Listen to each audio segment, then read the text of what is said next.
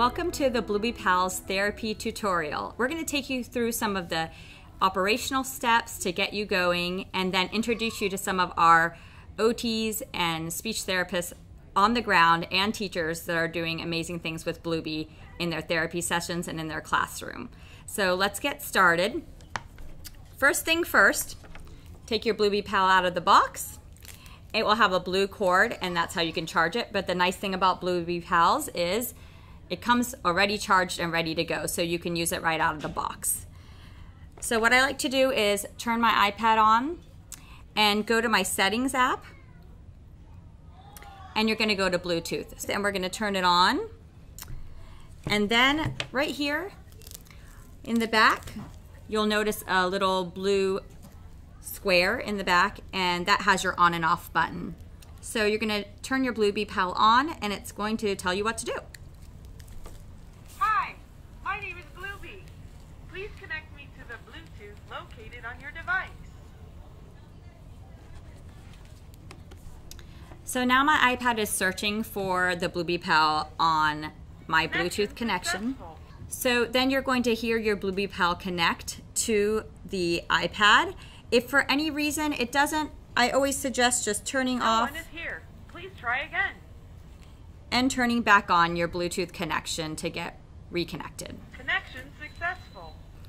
So as you're working in your therapy room or doing inclusion with your classroom or whatever setting that you're in, really, you can take Bluebee Pals and use it with what you're already doing. So this is a tool that is not meant to add more to your plate because your plate's already full.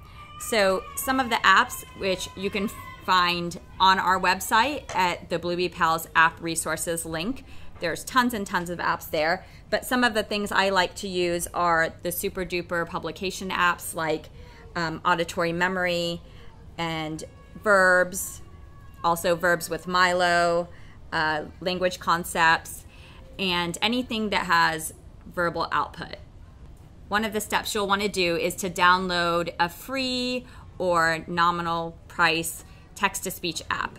I usually like to use this one right here called Text-to-Speech. So I might want to work on greetings, and I'm going to type in whatever the greeting is there that I want to prompt the student with. Hello. And have Bluebee Pal say it, and then maybe instruct the student to communicate back to the Bluebee Pal. The other thing you can do is then let your students control the Bluebee Pal. So they can get on their text-to-speech app and they can type in whatever they want to and communicate with their peers.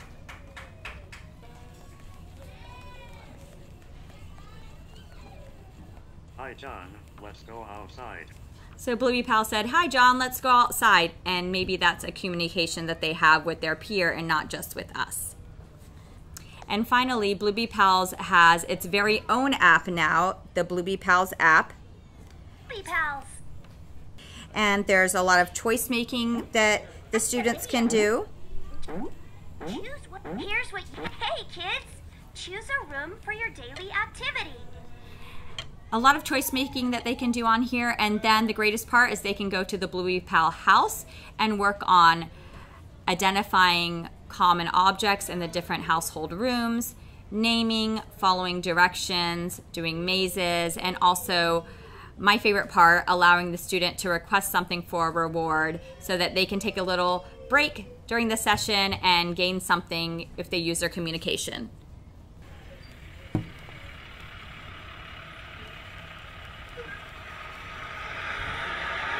So those are some ways to help you get started with your Bluebee Pal in your therapy sessions, and we hope that you find it useful and helpful and engaging for yourself and your students.